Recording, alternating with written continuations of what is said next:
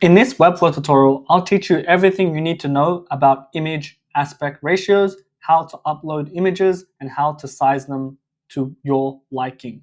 So let's go ahead and jump into Webflow. And I'm going to go ahead and just delete this image of the big chungus and this blockhead guy. And I'm going to go ahead and just start in my design software. So here in this case, I have this home icon right here. It's in a PNG format. It is 64 by 64 pixels. And if you want to add an image to Webflow, you can go ahead and export it and add it to the asset panel. But what I'm going to do is I'm just going to drag this into Webflow. That also works. And when you do that, you'll notice there's a new layer called image.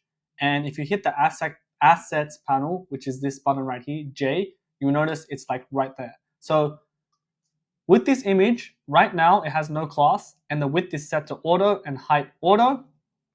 And if I go into this gear icon, this is literally 54 pixels by 46 pixels. So that's why it's that size. So whatever image you import into Webflow, that is the size it's going to display. What we can do right now is we can go ahead and give it a class. So let's just call it like house-lol. And we can go ahead and force a certain width and height. We can just go ahead and enter width to be 400 pixels and the height to also be 400 pixels. And that works. But you'll notice that the image is very blurry, and that's because there's not enough pixels. Like we just mentioned, this is a very low res 54 pixel-ish icon where that's why it's pixelated. So let's go ahead and delete this. That's one thing to note, firstly. Let's go ahead and add another image. Let's go ahead and add this image of the big chungus. We'll drag this in. And then this image right here is 640 by 360 pixels. So now if we go back into this and give it a class of, let's just say chungus-lol, we can go ahead and make the width, let's say 300 pixels, and the height to be 300 pixels. And you'll notice that it stretches the image automatically. This is pretty normal if you really think about it. If we go back into our original image right here, and I go ahead and just create like a artboard to be 300 by 300, and there's two ways of an image. So one is where the aspect ratio is locked. As you can see right now, when it's locked, if I drag this bigger and smaller, it always maintains that aspect ratio. So essentially it doesn't stretch. But if I actually unlock this right here, I can now then make this higher or wider, and that way the image actually stretches. So again, it depends on what you want, but just keep that in mind. That is why this image is stretching, because it's forcing the image to fit in 300 by 300 when the image isn't really that aspect ratio. Nevertheless, what we can do here is right here where it says fit, by default it's set to fill, but we can go ahead and click the drop down and we can change it to other dimensions. Usually I only use fill, contain, and cover. I never use none or scale down, so I won't be covering that. But here with contain, you'll notice that the image is actually sitting in the proper aspect ratio within the box dimension, which is 300 by 300 pixels. Let me even show you that even more. By changing the background color to this light pink, you notice the image is sitting like so. So it's not going to cut out the image, it's going to contain the image into the dimension.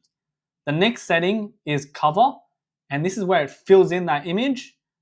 And with cover, you'll notice that it just covers it and zooms it in. But let's just say, for example, right now, that image of Big Chungus is getting cut off. So what we could do is on the right-hand side, there's this 3-dot icon. And from here, we can change the positioning. So we can put the position to the left, or to the top, or to the bottom. But in this case, I'll put it to the left. That way, the Big Chungus is not getting cut off. So I just covered how to use fit and also the 3 dot points for more option of positioning. Let's finally move on to the last point, which is adding a div block. Give this a class of just some random. And then from here, I'm going to change the width to be 60% of the screen. And I'll change the height to be 700 pixels. So we can see that right now. And what you could do is you can actually add a background image by scrolling down right here, image and gradient. We can hit plus, and we can go ahead and choose an image. And in this case, I might drag a new image of this cat right here. So I'll just drag this in. And I can go ahead and choose the image of the cat. And by default, this cat image is set to tile. So right here where it says tile, we can see that it's repeating the images in order to fill that space that we defined. So we can also fill it to the top, to the left, or we can hit no tiling. And if you hit no tiling, essentially it's set to contain in many ways. So In this case, we can change the position to be on the right, the left, all that good stuff, or even in the middle. But you'll also notice we still have those same settings. We still have cover, which stretches everything to fill in that box without losing quality, without stretching the image. And we can also set it to contain right here. And we can also set it to custom. So contain doesn't cut anything out of the image, and custom, you can change it to the width and the height. So again, usually I use cover or contain, but that's very important to note. And it's also important to note of the tiling as well. You want to get rid of that tiling if it's applicable. And that's that. So the last thing is image aspect ratio. So if I add an image right here, and I'll go ahead and replace it with that cat image right here, and I'll go ahead and give this a class of cat-lol. And let's just say, for example, I want this width to be 350 pixels. I can do that. But what I can also do is I can go ahead and hit ratio right here. And then by this ratio, I can set it to different ratios. So this one is anamorphic, Netflix, which is 2:1, widescreen, landscape, portrait, square, or custom. And custom is great because you hit custom and this tells you what width by what height. Let's just say the width is like 3 and the height is like 12. So we can actually change the different aspect ratios. But in this case, I'll keep it to be a square so you guys can see exactly what's going on. And I'll change the fit to cover so it doesn't stretch out the image. And then with this set, because it's set to 350 width, automatically the height is 350 because it's a square ratio, a 1:1 ratio. This is very, very important to understand.